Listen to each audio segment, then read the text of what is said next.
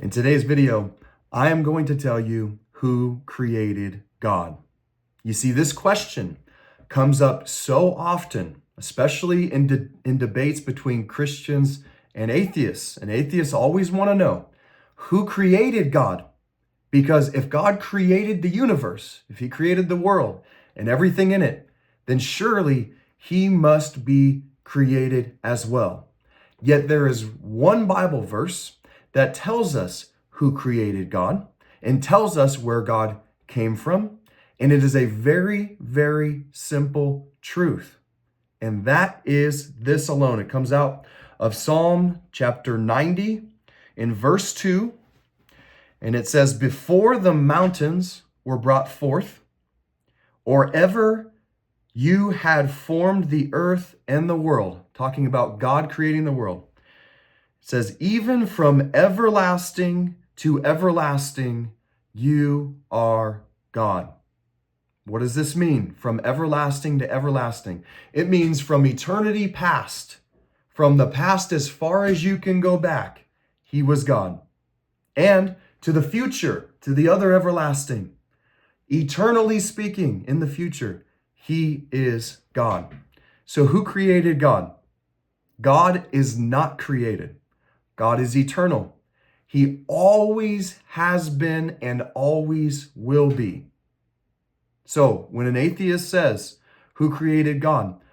The God that I worship, the God of the Bible, the God of heaven and earth, creator God, he was not created. He is the creator, not the created. So he always existed from eternity past to eternity future. He will always exist. This is why so many atheists are trying to now say that the universe is eternal and the universe always existed. But we know this cannot be the case. It is a scientific impossibility by one simple fact. The fact that the universe is expanding. It is not a static environment. It does not remain the same.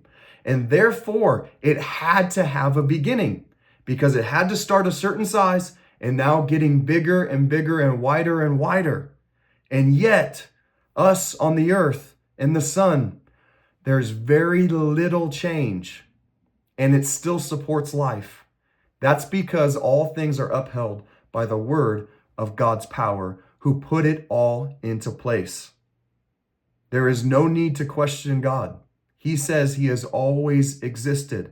And it's easy to see that the universe hasn't always existed. It had to have a beginning because it's expanding. And even scientists admit, this is why they came up with the Big Bang Theory, that things had to happen rapidly in succession to create life. Maybe like when God said, "Let there be light," and there was light.